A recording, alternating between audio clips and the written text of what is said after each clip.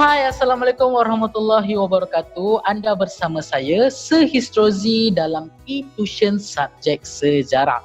Okey, untuk hari ini saya akan bincangkan satu topik yang sangat menarik dalam sejarah, iaitu mengenai Perang Dunia. Dan perang apa yang saya akan sentuh pada hari ini adalah mengenai Perang Dunia Pertama. Apa ini Perang Dunia Pertama? Perang Dunia Pertama adalah sejenis perang yang pernah berlaku pada ketika dahulu yang melibatkan banyak negara di dunia ini. Okey, dan kenapa boleh terjadinya perang dunia? Lepas ini saya akan terangkan, okey. Saya akan terangkan melalui slide-slide saya. Okey. So kamu tengok dekat situ. So ini adalah peta dunia. Kalau kamu nampak kat situ, ini adalah peta dunia.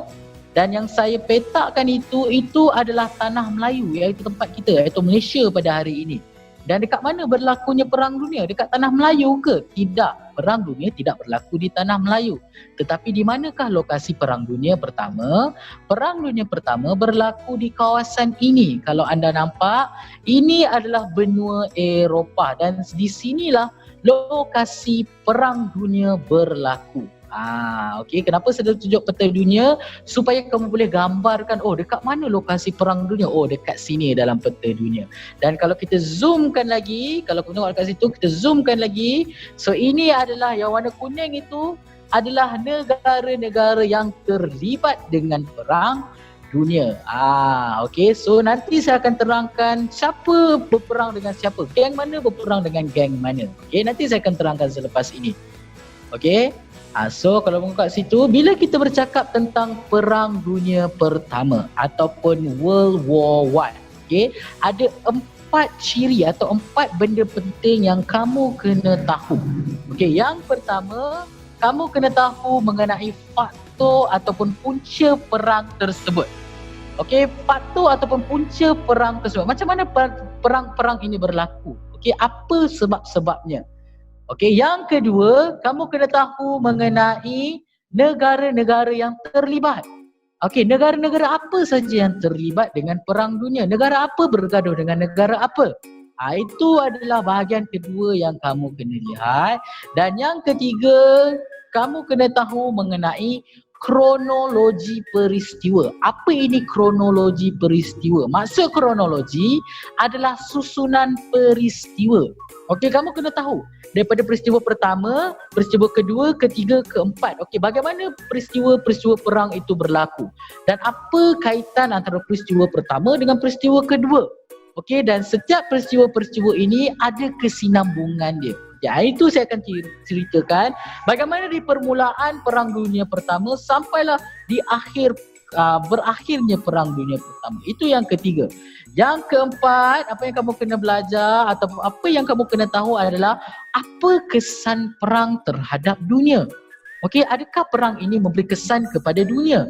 Okey, adakah kesan itu kesan negatif ataupun kesan yang positif? Okey, itu kita akan tengok. Okey, bila kita bercakap tentang Perang Dunia Pertama. Sama juga nanti bila kamu belajar tentang Perang Dunia Kedua, sama juga kamu kena tahu empat perkara ini. Yang pertama faktor perang, yang kedua negara yang terlibat, yang ketiga kronologi bagaimana peristiwa itu berlaku, dan yang keempat adalah apa kesan perang tersebut terhadap negara-negara yang berperang dan kepada dunia. Okey. So kita tengok yang pertama dahulu mengenai faktor ataupun punca perang. Kalau mau kat situ. Okey.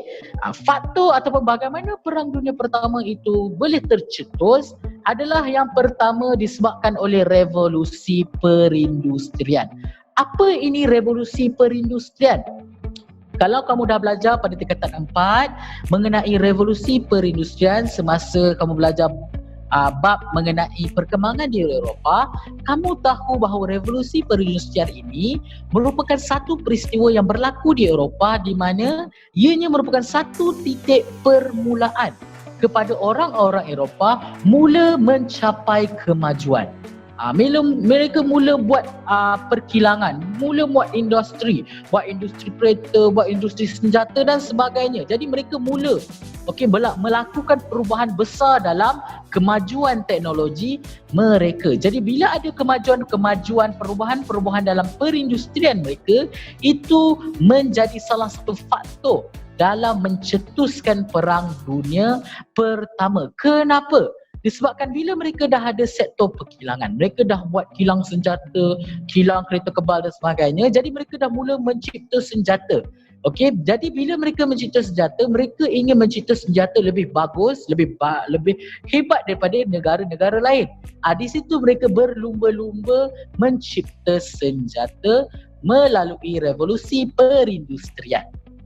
Okey, faktor yang kedua kita tengok kat situ, persaingan imperialisme. Apa itu persaingan imperialisme?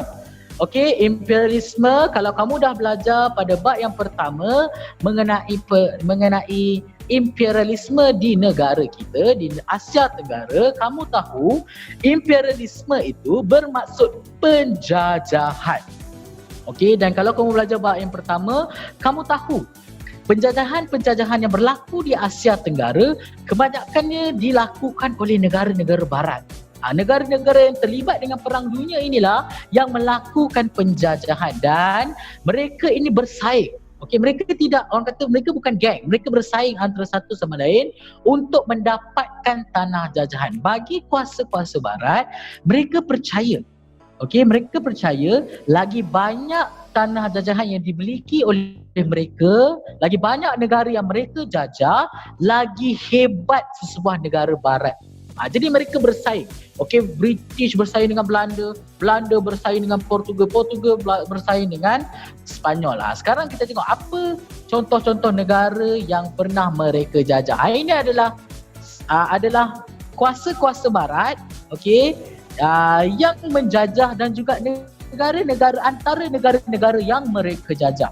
Contoh British, mereka menjajah tanah Melayu, Burma dan juga India. Kalau Spanyol, dia menjajah Filipina. Perancis menjajah Vietnam. Itali menjajah negara-negara di Afrika. Sama juga dengan Jerman. Belanda menjajah Indonesia. Dan banyak, bukan mereka hanya menjajah negara-negara ini saja, tetapi banyak lagi negara-negara di dunia ini mereka menjajah. Sebab apa? Sebab mereka bersaing antara satu sama lain untuk mendapatkan tanah jajahan. Macam saya katakan sebelum ini, mereka merasakan kalau tanah jajahan mereka banyak, mereka adalah negara barat yang hebat. Okey, ini adalah mengenai kuasa barat dan tanah-tanah jajahan mereka. Tengok yang kedua. Okey, persaingan yang ketiga, persaingan senjata. Faktor yang ketiga ini kembali kepada faktor yang pertama. Okey, mengenai bagaimana mereka bersaing antara satu sama lain untuk mencipta senjata yang lebih hebat. Okey, British nak mencipta senjata yang lagi hebat daripada Jerman. Jerman nak mencipta senjata yang lagi hebat daripada Itali. Itali nak cipta lagi hebat daripada Spanyol dan sebagainya. Jadi situ bila ada persaingan senjata, bila ada production ataupun pengeluaran senjata yang banyak, itu adalah menjadi salah satu punca kenapa boleh berlakunya peperangan. Sebab mereka dah ada senjata, jadi tidak mustahil untuk mereka berperang. Okey, itu sebab yang ketiga. Sebab faktor yang keempat, kenapa boleh terjadinya Perang Dunia Pertama adalah disebabkan kewujudan sistem pakatan. Apa ni sistem pakatan? Sistem pakatan ini adalah di mana negara-negara barat, okey, yang banyak tu mereka mula mewujudkan pakatan mereka masing-masing. Maksudnya negara-negara yang punya satu kepala atau satu pemikiran akan join satu pakatan. Negara-negara yang ada pemikiran yang berbeza dengan satu pakatan ni, mereka akan wujudkan pakatan mereka pula. Kita tengok contoh dua pakatan yang paling besar yang menyebabkan tercetusnya Perang Dunia Pertama. Yang pertama, kita tengok kat situ, negara-negara yang berperang adalah antara kuasa bersekutu ataupun nama lainnya Pakatan Bertiga dan juga kuasa tengah. Okey, apa contoh-contoh negara yang join kuasa bersekutu? Apa pula contoh-contoh negara yang join kuasa tengah? Nanti saya akan tunjukkan selepas ini. Okey, so secara keseluruhan sepintas lalunya, kamu kena tahu Perang Dunia Pertama adalah peperangan yang berlaku antara dua kuasa, kuasa bersekutu dan juga kuasa tengah. Okey, itu sebab yang keempat. Kita tengok pula sebab yang kelima. Kenapa boleh wujudnya Perang Dunia Pertama? Disebabkan oleh ideologi dan pendidikan. Macam saya cakap tadi, macam mana boleh wujudnya dua pakatan yang berbeza? Sebab perbezaan ideologi. Pakatan Kuasa Bersekutu, mereka mempunyai ideologi yang berbeza dengan pakatan Kuasa Tengah. Jadi mereka bermusuhan antara satu sama lain. Okey, dan apa yang menjadi lebih teruk lagi adalah ideologi ini diajar kepada anak-anak mereka di seawal usia. Maksudnya dekat sekolah-sekolah, contoh dekat Jerman mengajar anak-anak mereka di sekolah untuk orang kata merasakan diri mereka lebih bagus dan negara lain lebih rendah daripada mereka, dan mereka mula menanamkan sifat negara lain adalah negara yang tidak bagus dan negara mereka adalah negara yang paling bagus seawal usia. Nampak tak bagaimana ideologi ni telah mempengaruhi anak-anak di seawal usia, dan anak-anak seawal usia inilah yang akan meneruskan perjuangan-perjuangan yang akan mewujudkan Perang Dunia Pertama. Itu adalah sebab yang kelima. Okey, tengok pula sebab yang keenam. Okey, ini adalah sebab yang terakhir kenapa boleh tercetusnya Perang Dunia Pertama. Dan sebab yang keenam ini jugalah kita kenalinya sebagai faktor segera. Apa ini faktor segera? Okey, faktor segera adalah orang kata faktor yang menyebabkan peperangan itu berlaku. Kalau contoh daripada revolusi penusian sampailah ideologi pendidikan ni adalah orang kata diorang nak membina perasaan benci je. Okey, mereka masih tak berperang lagi. Mereka baru nak membina perasaan benci. Tapi bila sampai faktor yang keenam ini yang menyebabkan mereka mula tercetusnya Perang Dunia Pertama sebab berlakunya pembunuhan di Sarajevo. Sarajevo ni dekat mana? Sarajevo ini merupakan satu lokasi yang terletak di Austria-Hungary. Nanti saya akan terangkan selepas ini bila saya terangkan mengenai kronologi peristiwa Perang Dunia Pertama. Dan ini adalah sebab-sebab kenapa boleh wujudnya Perang Dunia Pertama. Tolong ingat benda ni. Okey, so daripada faktor tercetusnya Perang Dunia Pertama, kita pergi kepada sebab yang kedua ataupun perkara yang kedua paling penting bila kita membincangkan tentang Perang Dunia Pertama. Okey, iaitu kita tengok mengenai negara-negara terlibat. Negara apa je yang terlibat dengan Perang Dunia Pertama? Tanah Melayu ke? Filipina ke? Rusia ke? Okey, sekarang kita akan tengok. Okey, macam kamu dah belajar tadi sedikit, ada dua kuasa tengah dengan kuasa bersekutu. Okey, kita tengok negara-negara yang terlibat. Okey, ini adalah saya bezakan dengan dua warna. Kuasa bersekutu dan kuasa tengah. Siapa je negara yang join kuasa bersekutu? Ya, negara yang join kuasa bersekutu adalah seperti Perancis, Rusia, British dan juga Serbia.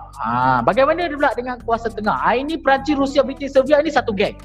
Okey, kuasa tengah pula siapa geng-geng kuasa tengah? Kita ada Jerman, kita ada Austria-Hungary, kita ada Itali, tetapi berlaku satu pengkhianatan di sini apabila Itali telah berpaling tada dengan masuk ke kuasa bersekutu. Mula-mula dia join kuasa tengah, lepas tu dia pergi kepada kuasa bersekutu disebabkan Itali ni merasakan kuasa tengah ini adalah kuasa yang selalu mencari, orang kata kuasa tengah yang menyebabkan perang dunia. Jadi dia tak nak join pakatan yang memulakan perang. Dia nak join pakatan yang nak menghentikan perang. Sebab dalam pemahaman perang dunia, dalam masyarakat dunia memahami antara kuasa bersekutu dengan kuasa tengah, kuasa bersekutu adalah kuasa yang nak menghentikan perang. Kuasa tengah adalah kuasa yang memulakan perang. Okey, dan adakah kuasa tengah disertai oleh Jerman dengan Austria-Hungary saja? Tidak. Okey, mereka ada kuasa lain, iaitu yang ketiga adalah kuasa daripada Turki Uthmaniyah. Kalau kamu belajar mengenai kerajaan Islam, kamu tahu bahawa ini adalah kerajaan Islam selepas kerajaan Bani Abbasiyah. Kita ada kerajaan Turki Uthmaniyah. Kerajaan Turki Uthmaniyah inilah yang join Jerman dengan Austria-Hungary untuk menentang kuasa bersekutu dalam Perang Dunia Pertama. Adakah mereka bertiga sahaja? Tidak, ada satu lagi kuasa iaitu Bulgaria. Dan ini adalah orang kata 4 antara negara-negara penting dalam peperangan Perang Dunia Pertama. Tapi sebenarnya ada lagi negara-negara lain yang join kuasa-kuasa ini, tetapi ini adalah negara-negara yang banyak memberi kesan terhadap Perang Dunia Pertama. Sebab itu saya hanya letakkan negara-negara yang penting sahaja. Okey.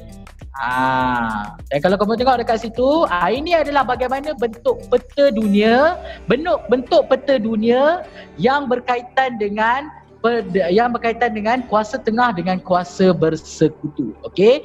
Yang warna biru adalah macam saya cakapkan tadi, yang warna merah adalah kuasa tengah. Dan yang warna, contoh kuasa-kuasa tengah kita ada Jerman, kita ada Austria-Hungary, Bulgaria dan juga Turki Uthmaniyah. Bagaimana pula dengan kuasa bersekutu? Okey, kuasa bersekutu mewakili warna biru. Mereka adalah seperti Perancis, Rusia, British, Serbia, Itali dan sebagainya. Okey. Dan untuk video pada kali ini saya terangkan 2 perkara penting dahulu. Okey. Ini baru pengakhiran bab yang part 1, part yang pertama. Okey. Nanti saya akan terangkan perkara yang ketiga dan keempat pada video yang seterusnya. Saya akan terangkan mengenai kronologi peristiwa dan juga kesan perang terhadap dunia dan negara-negara yang berperang. Jadi sampai di situ saja topik kita pada hari ini. Jangan lupa untuk menonton video saya lagi dengan topik-topik yang lebih menarik untuk kita bincangkan. Okey, jangan lupa ini video pada hari ini akan bersambung di bahagian yang kedua. Okey, itu saja. Jangan lupa nama saya Sir Histrozi, e-Tuition Subjek Sejarah. Bye-bye.